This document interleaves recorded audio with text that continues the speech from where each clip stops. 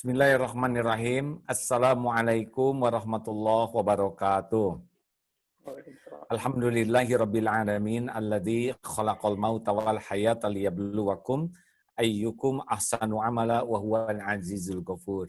Sahabat-sahabatku sekalian, alhamdulillah Allah yang Maha melihat, Maha mendengar, mengatur pertemuan ini terjadi kembali. Dan semoga dengan niat yang lurus dan cara yang benar, maka pertemuan ini penuh keberkahan. Dan inilah sahabat kita, Al-Fatih. Assalamualaikum warahmatullahi wabarakatuh. Waalaikumsalam warahmatullahi wabarakatuh. Senang sekali Terima bisa join nih. kasih. Terima kasih sudah berkenan memenuhi undangan untuk bincang-bincang. Mau belajar banyak ini Wah, dari saya yang pengalaman. belajar dari ya. Siapa? Alhamdulillah. Ngomong-ngomong, usia Al-Fatih ini separuh usia AA loh. 29 kan? 29, betul. Alhamdulillah. Tapi 29 sudah dengan izin Allah bisa berbuat sesuatu yang semoga jadi amal dan penuh manfaat. Amin. Apa kabar? Udah nikah belum? Sudah, alhamdulillah. Berapa? Berapa apa? Ya, apa aja lah yang disebut berapa. Anak belum ada. Menikah sudah dari 7 tahun. Bentar. Bisa dimarahin istri ini. Lupa tahun berapa. 6, Baik. Sudah tahun ke-6 ya. Gimana? Belum punya anak perasaannya? Iya nih, sebenarnya pas menikah, istri kebetulan kuliah ke luar negeri, jadi kita sempat long distance dulu. Waktu itu awalnya ya udah pas pulang baru usaha. Ya tapi alhamdulillah sampai sekarang masih berusaha. Ya mungkin hikmahnya waktunya lagi diminta untuk fokus ke pekerjaan, tapi tetap berusaha sih. Jadi mohon doanya juga. Ya, ada amalannya. Coba dibuka surat Nuh ayat 10-11 itu ya. Karena pernah datang ke Kiai Hasan Al-Basri, di antaranya adalah, saya ini sudah lama menikah, tapi belum punya anak, belum dititipi anak aja, ada amalan tidak? Nah, ada di sana amalannya. Mau tahu bocorannya? Istighfar. Nah, kalau kata guru AA, pembuka pintu karunia terbesar adalah air mata tobat. Jadi banyak aja minta ampun ke Allah. Nah, karena Allah tuh sangat mencintai orang yang bertobat. Coba itu amalkan ya. Karena ada yang mengamalkan ini, lahirlah anaknya, hasilnya istighfar banyak suami istri itu. Hamil lagi yang kedua, istighfar lagi, hamil lagi yang ketiga. Terus kata istrinya, coba dikurangi Pak dikit istighfarnya. Katanya, padahal istighfar harus terus ya. Baik, alhamdulillah semoga pada waktu yang paling pas nanti Allah titipi ya momongan. Karena ada waktu yang paling pas itu ya. Dan Allah lah yang paling tahu. Terus ngomong-ngomong tentang kita bisa ini gimana ceritanya ini? Ya, awalnya dulu 2013, 7 tahun yang lalu. Waktu itu saya baru lulus dari kampus, kemudian kerja Kampus sama... apa waktu itu, sekolah apa, di mana? Sekolah di Fakultas Ekonomi UI di Depok. Kemudian Di UI lulus, ya? Ya, lulus. Maksudnya di ekonomi gitu ya? Ekonomi, betul. Nah, salah satu dosen di sana, Prof. Renald Kasali, waktu itu beliau punya perusahaan konsultan. Saya ikut join sama beliau, kerja kira-kira 2 tahun. Nah, di sana tuh sebenarnya ketemu sama banyak teman-teman dari non-profit, jadi teman-teman yayasan, non-profit. Kemudian dulu saya juga pas di kampus sering ikut BEM, sering demo juga, gitu. Jadi sering ikut kegiatan sosial lah gitu ya. Dan ngerasain kalau yang salah satu yang susah buat orang yang ikut kegiatan sosial adalah mengumpulkan dana gitu. Nah, dari sana kepikiran gimana ya caranya membantu teman-teman yang punya niat baik untuk membantu sesama, untuk terhubung sama orang lain di luar sana yang juga pengen membantu, tapi nggak tahu gimana caranya. Mungkin belum kenal, nggak percaya, dan lain-lain. Nah, dari sana sempat browsing-browsing online, ternyata ada konsep namanya crowdfunding, which is sebenarnya konsep namanya bahasa Inggris, tapi sebenarnya kalau bahasa Sunda udunan ya, crowdfunding, urunan, patungan, gotong royong. Kalau kita lihat dulu juga orang masyarakat desa kita udah biasa tuh patungan, urunan. Nah, kalau di luar negeri crowdfunding udah ada bentuk website-nya, udah bentuk online-nya. Nah, di sana saya belajar 2013, lalu alhamdulillah dibantu sama beberapa teman-teman karena saya background ekonomi, ada teman-teman dari computer science, ada teman dari ada teknik dan lain-lain, kita bikinlah website itu pertama kali. Dan awalnya memang bentuknya gerakan sosial aja, jadi bahkan belum ada badan hukum ya waktu itu, benar-benar proyek sosial, kerjainnya pas weekend. Baru 2014-nya lah kita bikin yayasan ya berbadan hukum. Jadi alhamdulillah sampai sekarang masih aktif dan bertahan. Gitu sih ya. Ya, jadi itu sudah berapa tahun ya? 7 tahun ya? 7 tahun, betul Pak. Tahun 7 dari tahun 2013. ya. Pernah terprediksi akan seperti sekarang ini enggak waktu itu? Enggak sih ya, jadi benar-benar awalnya kan galang dana yang ada di Kitabisa tuh teman-teman aja, teman-teman dari BEM gitu ya. Ada yang bikin rumah belajar, ada yang bikin ngasih beasiswa, ada yang bikin perpustakaan gitu-gitu lah, proyek mahasiswa. Sampai akhirnya pelan-pelan kita kenalan sama lembaga-lembaga yang lebih besar. Alhamdulillah juga sama Darut Tauhid kita sempat kolaborasi juga. Waktu itu saya main ke Bandung sama ketemu pengurus juga.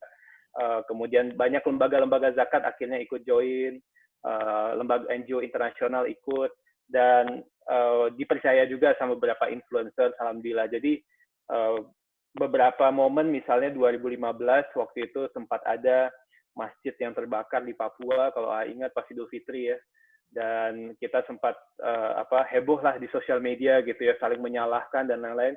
Terus ada salah satu influencer bikin di Kitabisa, lalu tergalang cepat sekali, kalau nggak salah hampir 300-400 juta dalam 2 hari.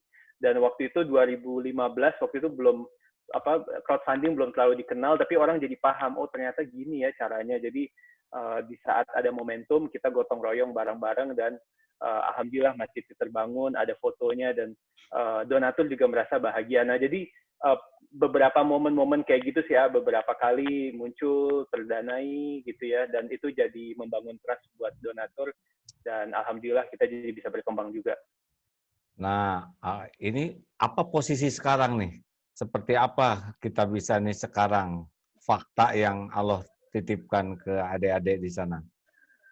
Ya, kalau sekarang alhamdulillah sudah lebih dari 30.000 penggalangan dana, jadi dari publik yang masuk ke Kitabisa. Mayoritas itu untuk kesehatan. Jadi misalnya anak kecil yang sakit digalang oleh ibunya atau digalang oleh yayasan. Jadi berbagai jenis penggalangan dana. Kemudian untuk donatur sendiri, alhamdulillah sudah lebih dari 3 juta orang, dan beberapa di antaranya juga pakai aplikasi mobile. Sebenarnya mayoritas masih di website, tapi untuk yang pakai aplikasi mobile, alhamdulillah udah mulai terbangun kebiasaannya nih, kebiasaan berbuat baik. Jadi kita juga melihat beberapa momen-momen, misalnya ada yang cerita ke saya, biasanya kalau sedekahnya habis sholat subuh gitu ya, dan Rp5.000 habis sholat subuh gitu, atau sebelum berangkat kantor, atau ada juga yang curhat, kalau ada masalah biasanya kalau dia ceritanya anaknya ada masalah di sekolah gitu ya, tapi sebelum dia berangkat untuk ketemu guru BK-nya, dia sedekah dulu gitu, berharap semoga masalah anaknya tidak terlalu berat. Jadi kita juga ngerasa terharu dan bangga juga, donatur yang 3 juta orang ini bukan hanya angkanya, tapi juga momen-momen spiritual, momen-momen emosional di balik berbagi itu gitu. Jadi, nah ini mungkin saya juga pengen belajar dari ini apa sih kira-kira yang bisa di-share kepada donatur-donatur di luar sana tentang rahasia dan Nggak punya rahasia, Ama nggak punya rahasia, punya juga aib yang dirahasiakan. Oh iya. Nah, sudah sampai berapa banyak uang yang syariatnya terkumpul lewat Kitabisa ini kan pasti terhitung tuh ya? Ya. Kalau kita memang kan kalau di Kitabisa semua penggalangan dana kelihatan ya. Jadi ada galang dana buat apa, untuk apa, dan terkumpulnya berapa. Mungkin yang saya bisa share yang terakhir di COVID ya. Jadi 2-3 bulan terakhir ini untuk COVID itu ada di website juga, kita update total sampai 160 miliar di 2 bulan terakhir. Dan itu lebih dari hampir 1 juta donatur ya, mulai dari yang 5.000, 10.000. Dan penggalang dananya pun juga berbagai tipe ya, mulai tadi dari lembaga sampai juga influencers dan lain-lain. Oh, ini 2 kali Darut Tauhid nih. Darut Tauhid kemarin hanya baru mengumpulkan 80 miliar, Masya Allah. Terima kasih nih, senang sekali. Karena sudah jadi jalan orang berinfak dan jalan tertolongnya orang lain. Di DT itu juga ada lembaga amil zakat dan selalu diingatkan tiga pihak ini. Satu, orang yang menafkahkan rezekinya. Dua, orang yang dibantu. Dan yang ketiga, orang yang mengelola. Nah, ini tiga pihak ini harus mendapatkan kesungguhan jadi dekat dengan Allah. Ya, jangan sampai orang yang menaruh uang dekat ke Allah, yang dibantu nggak dibantu jadi dekat ke Allah, ya, karena ada yang lebih mahal dari bantuan itu adalah membuat orang yang dibantu ini sadar bahwa ini teh datang pertolongan itu dari Allah. Jangan sampai hanya datang saja bantuan dan tidak dibantu memperkenalkan siapa sebetulnya yang nolong dia tuh. Nah, jadi tambah value-nya menjadi lebih tinggi lagi daripada dia hanya sekedar dapat makanan, dapat uang, dapat pakaian. Usahakan bahwa ini tuh adalah Allah lah yang nolong, syariatnya lewat hamba-hambanya yang dijadikan jalan dan lewat kita bisa ini. Tapi hakikatnya ini dari Allah. Kami hanya jadi jalan saja. Jadi jalan. Iya, ya. Karena memang kita hanya jadi jalan. Ya, aslinya kan semua ini Allah yang nolong hamba-hambanya. Kayak kita nolong, kayak kita nyumbang ke anak yatim, itu udah pasti rezeki anak yatim tuh. Hanya diuji, dititipkan ke kita. Kalau kita merasa kita yang berjasa, maka pahalanya hilang, ya, karena kita udah keambil. Tapi kalau kita merasa hanya jadi jalan dari rencana Allah, nah Allah ngasih pahalanya kita, gitu. Juga kepada yang sedekah, harus mana yang harus lebih berterima kasih, yang disedekahi, yang bersedekah. Itu menarik, Kak. Menurut saya bisa jadi justru yang bersedekah harus berterima kasih kepada yang menerima, karena sudah diberikan kesempatan untuk mendapatkan kan, karena keberkahannya untuk yang berbagi, karena orang yang menerima sudah rela menerima harta tersebut. Jadi ada orang sedekah, ada orang sedekah, ada orang yang menerima sedekah. Ya. Mana yang lebih beruntung? Yang bersedekah, ya.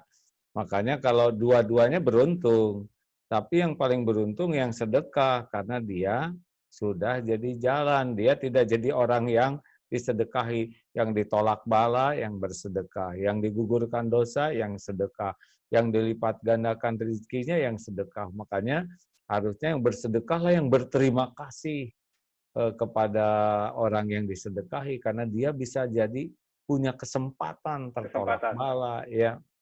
Nah, inilah yang harus disampaikan. Jangan sampai yang bersedekah merasa saya sudah berjasa. Nah, inilah tugas kita bisa, ya, membantu yang dibantu dan yang membantu mengenal keberuntungan yang lebih. Nah, ceritanya teorinya segitu. Jadi alhamdulillah ya. Jadi selama 7 tahun sudah 3 juta tergerak